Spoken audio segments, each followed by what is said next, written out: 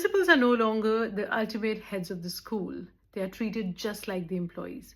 The real head of the school is the real estate developer. What's the So insight? gone are the days when principals used to be the ultimate head and authority of the school, while today these principals are seen as the managers of the school who help to run the schools.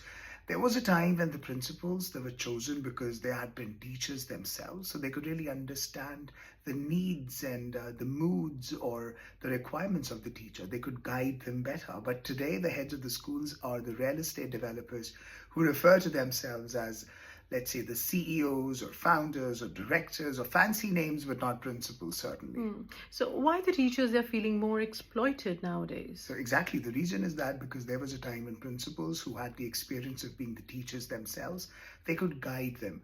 While today the teachers are being commanded by these business houses, the principal is no more independent, but rather an employee. And usually the preference is given to such a candidate who can handle the stress of the demands of the management houses, the performance stress, who can prod out the fees from the parents, who can counsel the teachers for the delayed salaries, and who can understand the marketing gimmicks of the business houses, even if it requires the sacrifice of their own ethics.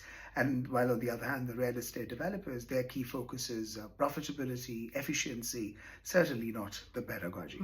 So, schools are being run like enterprises here? I would say more like a capitalist situation where the focus is on the efficiency of the system, the profit, and the brand image. Also, the parents are pampered more than ever now because they are the paying customers. So their whims, their moods, their needs are listened to more. That's why we see a lot of rules coming where the teachers have to kind of sacrifice their comfort while the students are pampered or put centralized more than ever.